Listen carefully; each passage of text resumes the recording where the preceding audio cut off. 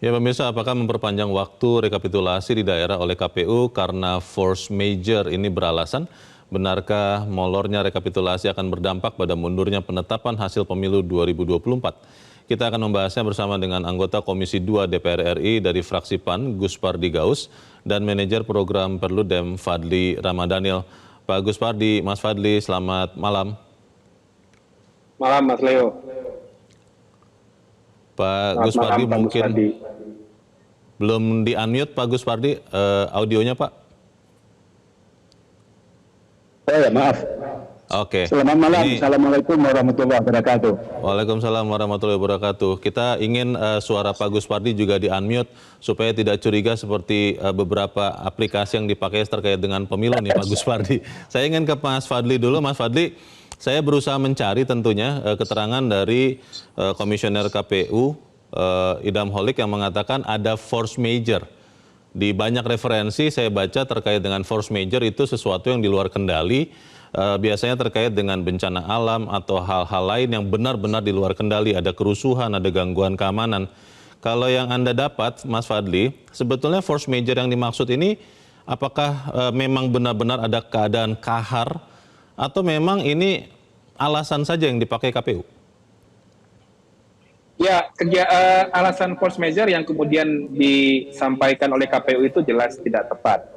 Jadi hati-hati juga menggunakan terminologi, menggunakan istilah, kemudian dilekatkan dengan tahapan pemilu yang mestinya betul-betul menjadi rangkaian yang bisa diprediksi, khususnya soal rekapitulasi.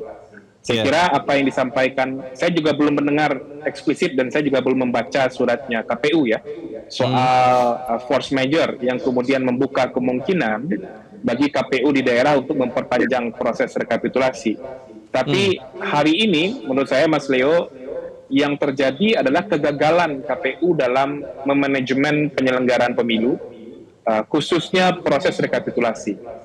Banyaknya protes, banyaknya keberatan, dan banyaknya keinginan untuk membuka kembali hasil atau bahkan keinginan untuk membuka kembali kotak suara di beberapa daerah, itu kan disebabkan oleh adanya kegagalan juga dalam proses manajemen pemungutan dan penghitungan suara. Artinya ada proses di kecamatan yang juga bermasalah, dan ada proses di KPU Kabupaten Kota yang juga bermasalah, dan kemudian sampai kepada proses di provinsi. Nah, itu yang harusnya dijelaskan. Jadi jangan terlalu mudah juga menggunakan istilah force major, takutnya nanti malah misleading begitu ya. Orang nanti menduga jangan-jangan di daerah itu ada bencana alam, ada kerusuhan, ada sesuatu yang di luar kendali KPU. Kalau ini semuanya di dalam kendali KPU, tapi yang terjadi adalah kegagalan dalam manajemen tahapan penyelenggaraan pemilu. Pak Gus Pardi, kalau Anda lihat mundurnya rekapitulasi ini, apakah juga nanti akan menabrak batas waktu nasional tanggal 20 Maret, Pak Gus Pardi? Tentu kita berharap, sebagaimana yang sudah disampaikan oleh Ketua Komisi 2, bahwa pelaksanaan akhir daripada penghitungan itu adalah tanggal 20 Maret. Jadi rentang-rentang kita buat itu, tahapan-tahapan penghitungan itu memang dimaksudkan adalah agar di masing-masing tahapan itu tuntas persoalan penghitungan rekapitulasi calon presiden, kemudian caleg DPR RI, provinsi, kabupaten, kota. Makanya diberikan rentang itu. Dan itu ada di tahapan-tahapan yang digariskan. Oleh karena itu yang paling penting yang kita harapkan sebetulnya memang perpanjangan ini adalah sesuatu yang sebetulnya tidak boleh kita tolerir. Itu saya sependapat. Force major yang dimaksudkan adalah bencana alam. Itu adalah benar adanya.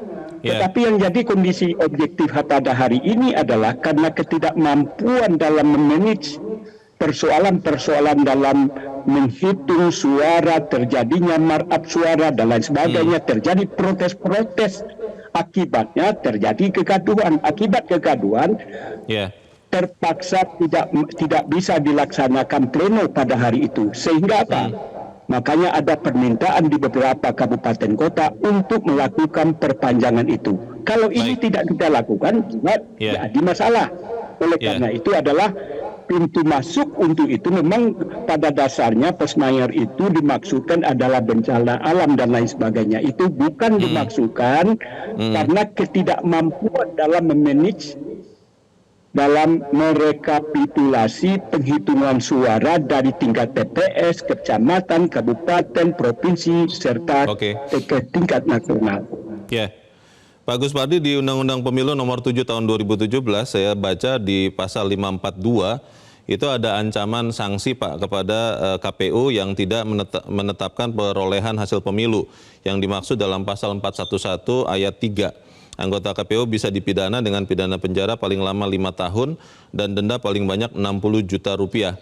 Pertanyaannya Pak Gus Pardi, ini KPU kalau sampai lewat dari tanggal 20 Maret seandainya terjadi, itu memang batasnya hanya 20 Maret atau ketika sekarang tahapan-tahapan sebelum 20 Maret, tahapan nasional itu sudah mulai dilanggar, apakah itu KPU artinya juga melanggar Undang-Undang Pemilu ini Pak Gus Pardi? Jadi yang dimaksudkan ini rentang per masing kabupaten kota adalah memberikan ruang. Tapi puncaknya itu adalah di tanggal 20 Maret. Artinya adalah bahwa tanggal 20 Maret KPU tidak bisa ditolerir untuk memperpanjang penghitungan suara itu. Kalaulah seandainya lewat dari tanggal 20, hal yang yang Bang Leo sampaikan itu bisa saja para pakar, para pemerhati untuk memperkarakan KPU kalau seandainya kejadiannya seperti itu. Tapi saya yakin dan percaya bahwa tanggal 20 Maret itu selesailah sudah penghitungan pemilihan presiden, DPR RI, DPD, provinsi, dan kabupaten kota. Saya yakin dan percaya mudah-mudahan itu bisa terlaksana dengan baik. Baik, Pak Gus Pardi, keyakinan itu juga kita pegang pada saat sebelum KPU mengeluarkan surat untuk memperpanjang rekapitulasi di tingkat yang lebih rendah dari nasional. Mas Fadli, kalau melihat yang terjadi sekarang, saya pakai logika sederhana saja. Kalau batas waktu di kecamatan, lalu kabupaten kota, lalu provinsi tersundul dalam tanda petik, logikanya kan nasional bisa tersundul juga. Kalau Anda yakin tidak Mas Fadli bahwa 20 Maret itu benar-benar akan bisa dipenuhi oleh KPU untuk menetapkan secara nasional? Ya, saya tidak bisa meyakinkan ya bahwa KPU akan tepat waktu menyelesaikan rekapitulasi suara secara nasional. Karena ini sudah molor di banyak provinsi. Batas akhir provinsi itu kan 25 hari sejak setelah hari pemungutan suara. Batas penetapan secara nasional itu adalah 35 hari sejak atau setelah hari pemungutan suara. Itu yang jatuh di tanggal 20 Maret. Karena 35 hari setelah 14 Februari 2024 jatuh pada 20 Maret 2024. Jadi itu ada basis aturannya. Jadi bukan bisa diotak-atik semaunya komisioner KPU. Nah, itu ada di pasal 413 Undang-Undang Pemilu. Jadi saya kira problem banyaknya protes, banyaknya keberatan, banyaknya hambatan di tahapan rekapitulasi di tingkat kecamatan itu kan disebabkan juga ketidakhati-hatian KPU juga dalam proses mengamankan dan menjaga kemurnian C hasil di TPS.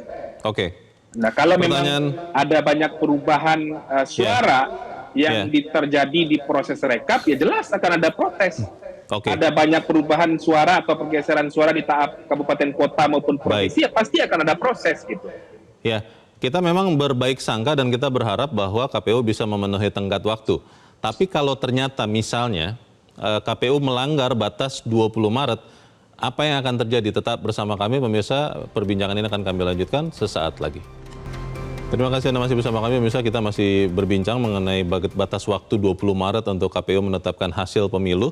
Dan kita masih bersama dengan anggota Komisi 2 DPR RI dari fraksi PAN, Gus Pardi Gaus, dan manajer program Perludem, Fadli Ramadhanil. Saya mau ke Mas Fadli dulu. Mas Fadli, kalau 20 Maret nanti tidak mencapai waktunya, KPU melanggar Undang-Undang Pemilu atau tidak? Ya, kalau memang KPU tidak menetapkan hasil pemilu secara nasional pada 20 Maret 2024, artinya 35 hari setelah hari pemungutan suara, maka KPU melanggar pasal 542 yang tadi sudah Mas Leo sebutkan.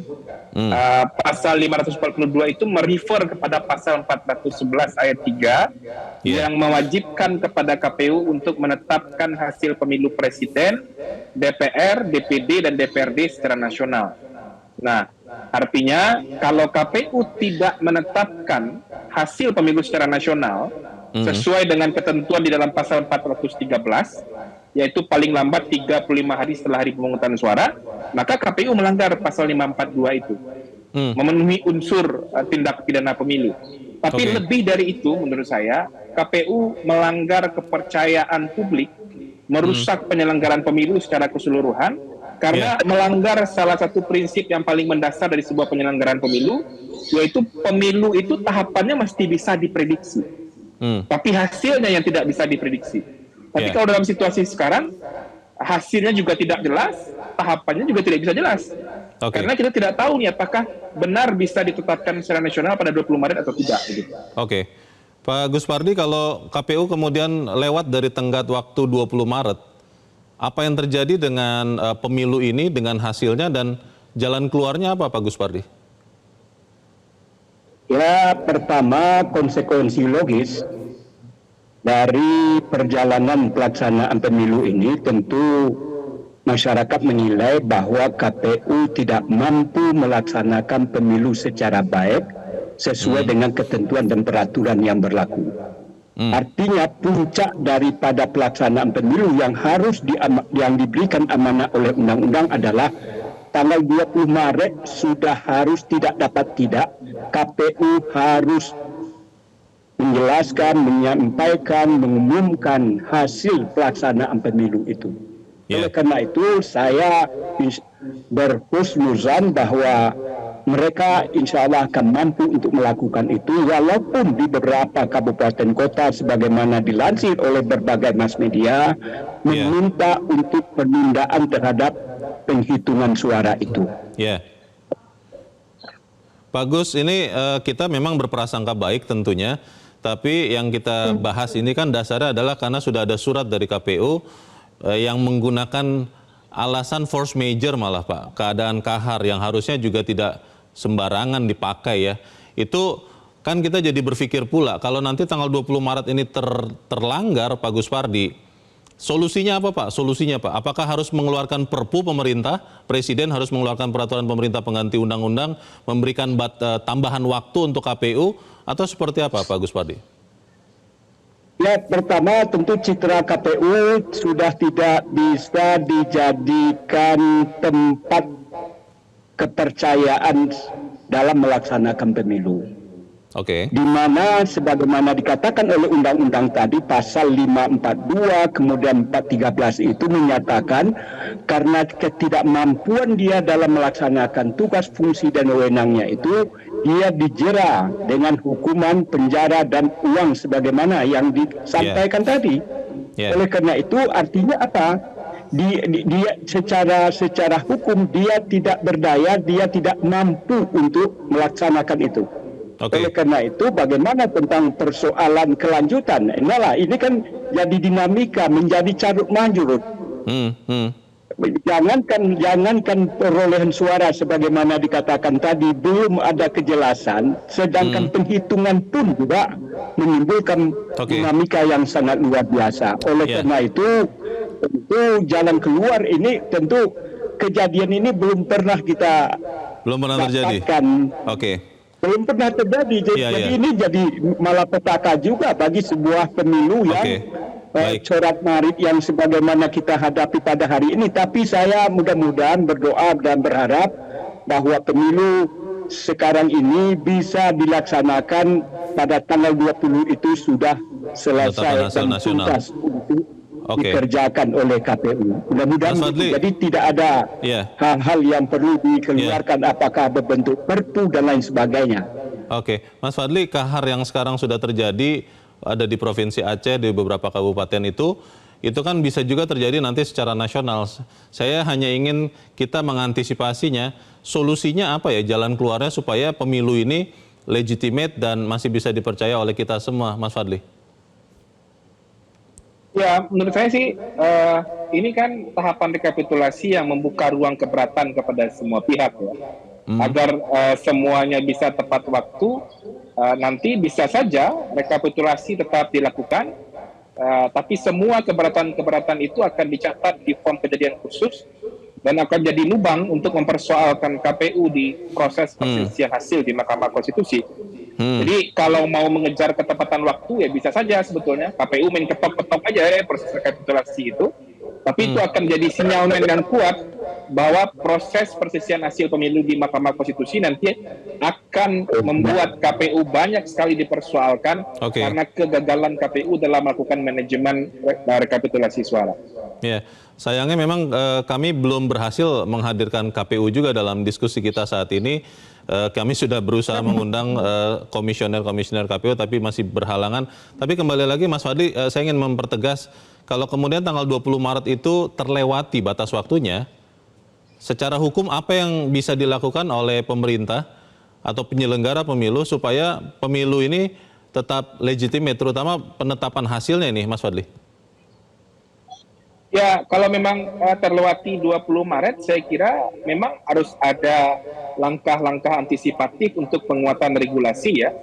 Salah satunya ya jalannya Perpu untuk mengubah pasal 413 itu. Karena pasal 413 itu eksplisit disebutkan hasil rekapitulasi nasional harus ditetapkan 35 hari setelah hari pemungutan suara. Jadi itu untuk menjadi alat legitimasi agar langkah-langkah KPU itu tetap legitimate. Tapi itu jelas jadi praktik ketatanegaraan yang sangat buruk dalam penyelenggaraan pemilu kita. Baik, kita berbaik sangka dan kita berharap supaya kemudian 20 Maret itu tidak tertabrak oleh KPU. Terima kasih anggota Komisi 2 DPR RI fraksi PAN Gus Pardi Gaus dan manajer program Perludem Fadli Ramadhanil sudah mencerahkan kami. Selamat malam. Jelajahi cara baru mendapatkan informasi. Download Metro TV Extend sekarang.